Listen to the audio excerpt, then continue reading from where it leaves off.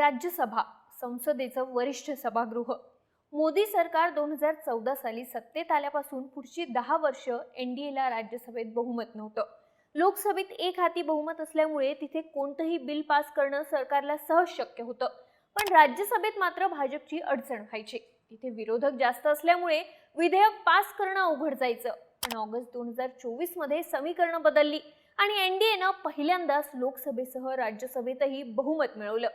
तेव्हापासून आता संसदेच्या दोन्ही सभागृहात एनडीएकडे बहुमत आहे. पण आता मार्च महिन्यात देशात पुन्हा राज्यसभेच्या निवडणुका होणार आहेत. 10 राज्यातल्या एकूण 37 जागांवरती ही निवडणूक होईल. या निवडणुकीनंतर राज्यसभेची समीकरणं पुन्हा एकदा बदलण्याची शक्यता आहे. या निवडणुकांमध्ये भाजपची बाजू वरचढ दिसत असली तरी काँग्रेस पक्ष सुद्धा धक्का देऊ शकतो असं बोललं जात आहे.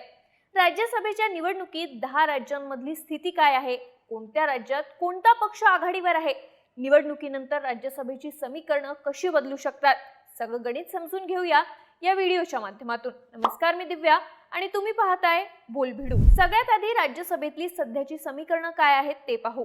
राज्यसभेत एकूण खासदारांची संख्या आहे 245. त्यापैकी 233 खासदार निवडणुकीतून निवडले जातात, तर 12 खासदारांची नेमणूक केली जाते. सध्या राज्यसभेत एनडीएकडे 133 खासदारांसह बहुमत आहे. त्यापैकी सर्वाधिक 103 खासदार भाजपचे आहेत. दुसरीकडे विरोधकांच्या इंडिया आघाडीचे 80 खासदार आहेत. त्यापैकी सर्वाधिक 27 खासदार काँग्रेसचे आहेत.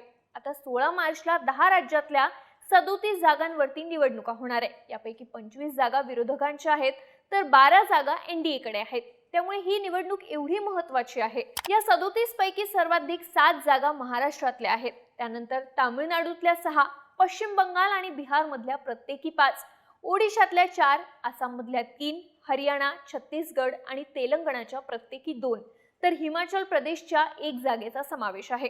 आता या प्रत्येक राज्यांमधली समीकरणं कशी आहेत ते पाहूया. सुरुवात महाराष्ट्रातून करूया. महाराष्ट्रात भाजप, काँग्रेस, शिवसेना शिंदे गट, शिवसेना उद्धव ठाकरे गट, राष्ट्रवादी शरद पवार गट, राष्ट्रवादी अजित पवार गट आणि आरपीआय या 7 पक्षांची प्रत्येकी 1-1 जागा रिकामी होणार आहे.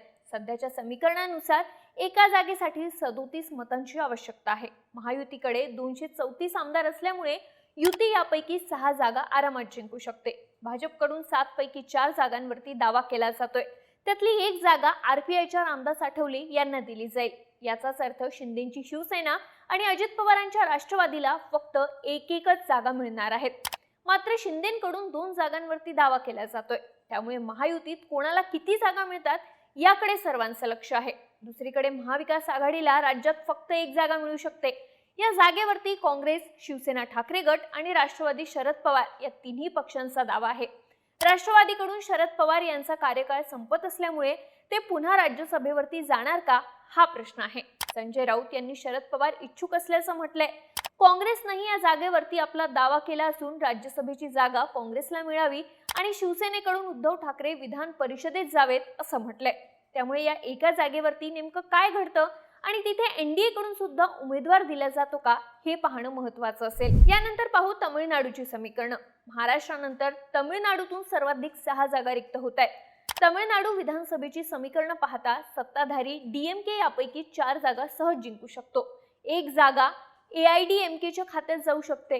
पण एका जागेसाठी मात्र निवडणूक होण्याची शक्यता आहे. तामिळनाडूत काँग्रेस आणि डीएमके यांच्यात आघाडी आहे. या राज्यात पुढच्या 2 महिन्यात विधानसभा निवडणुका होणार आहेत. या निवडणुकीपूर्वी जागा वाटपावरून काँग्रेस आणि डीएमके मध्ये संघर्ष सुरू आहे. आता राज्यसभेच्या एका जागेवरून सुद्धा संघर्ष होऊ शकतो. काँग्रेसची मागणी आहे की पक्षाचे राष्ट्रीय प्रवक्ते पवन खेरा यांना तामिळनाडूमधून राज्यसभेत पाठवले जावं. तर अलीकडेच डीएमडीके या पक्षानं सुद्धा डीएमके सोबत अलायन्स केलंय. स्टॅलिन यांनी या पक्षाला राज्यसभेची 1 जागा देण्याचं आश्वासन दिल्याचं म्हटलं जातंय. असं झालं तर डीएमकेच्या खात्यात 2च जागा शिल्लक राहतील. पक्ष यासाठी तयार होईल का हे पाहणं महत्त्वाचं असणार आहे. पुढचं राज्य आहे पश्चिम बंगाल. पश्चिम बंगालमध्ये राज्यसभेच्या 5 जागा रिक्त होत आहेत. तामिळनाडूप्रमाणेच तिथेही 2 महिन्यात विधानसभेच्या निवडणुका असल्यामुळे तिथली समीकरणं महत्त्वाची आहेत. या 5 पैकी 4 जागा सत्ताधारी तृणमूल काँग्रेसला मिळू शकतात, तर 1 जागा भाजपला मिळू शकते. सूत्रांच्या म्हणण्यानुसार ममता बॅनर्जी 4 पैकी 3 जागांवरती तृणमूलच्या नेत्यांना संधी देऊ शकतात, तर 1 जागा राजकारणाबाहेरच्या व्यक्तीला मिळू शकते, जी राष्ट्रीय पातळीवरती पक्षाचं नेटवर्क मजबूत करण्यासाठी महत्त्वाची असेल. सध्या टीएमसी कडून भारताचा माजी कॅप्टन सौरभ गांगुलीची पत्नी डोना गांगुली यांच्या नावाची प्रचंड चर्चा सुरू आहे.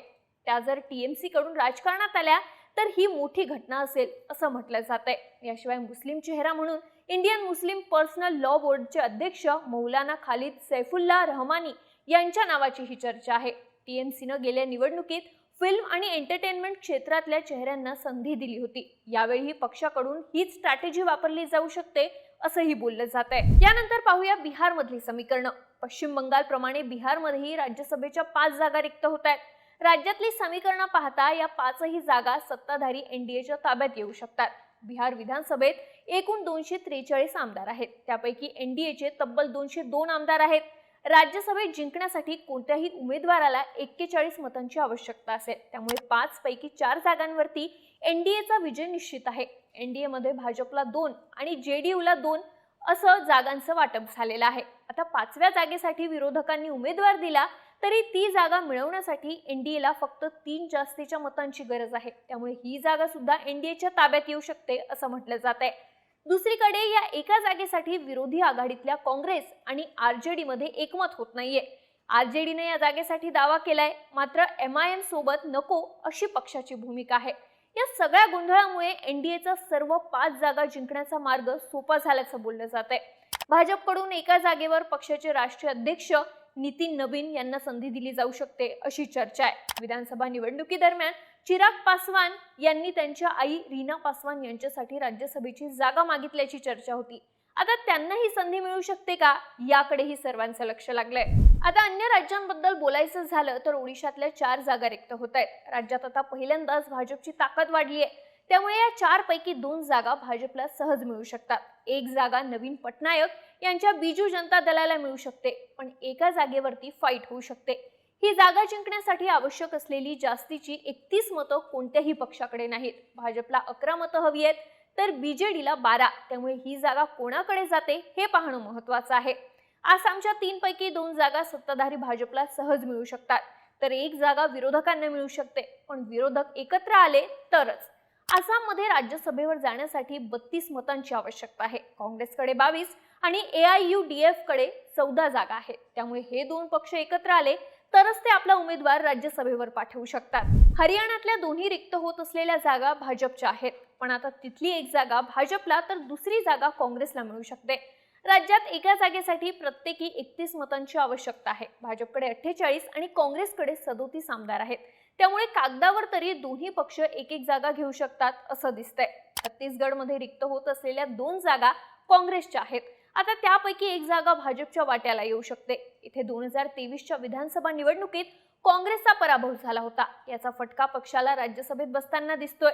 तेलंगणात मात्र दोन्ही जागा काँग्रेस पक्षाला मिळू शकतात. इथली रिक्त होत असलेली 1 जागा काँग्रेसची आहे तर दुसरी भारत राष्ट्र समितीची. पण 2023च्या निवडणुकीत विजय मिळवल्यामुळे आता दोन्ही जागा काँग्रेसकडे येऊ शकतात. तेलंगणातून सध्या काँग्रेसचे ज्येष्ठ नेते अभिषेक मनु सिंघवी राज्यसभेवरती आहेत. त्यांना पुन्हा संधी मिळण्याची अपेक्षा आहे. हिमाचल प्रदेशातील एकमेव जागा सुद्धा काँग्रेसला मिळू शकते. तिथून सध्या भाजपचे उमेदवार निवृत्त होत आहेत. मात्र आता भाजपकडे विधानसभेत संख्याबळ नसल्यामुळे तिथे काँग्रेसचा विजय होऊ शकतो. या जागेवरून माजी केंद्रीय मंत्री आनंद शर्मा यांच्या नावाची चर्चा आहे. एकूणच जर आपण सर्व 37 जागांवरची समीकरणं पाहिली तर त्यापैकी 16 जागा एनडीएला हमखास मिळताना दिसत आहेत. निवडणूक झाल्यानंतर हा आकडा 20 पर्यंत जाऊ शकतो, तर विरोधकांच्या खात्यात उरलेल्या 15 ते 17 जागा येऊ शकतात असं दिसतंय. याचाच अर्थ या निवडणुकीनंतर एनडीएची राज्यसभेतली ताकद आणखी वाढणार हे निश्चित आहे. तुम्हाला या सगळ्याबाबत काय वाटतं? एनडीए आणि इंडियाला किती जागा मिळू शकतात? तुमची मतं आणि प्रतिक्रिया आम्हाला कमेंट करून नक्की सांगा. आणि राजकीय घडामोडी विस्तारानं पाहण्यासाठी बोलभिडूच्या YouTube चॅनलला सबस्क्राईब करायला विसरू नका.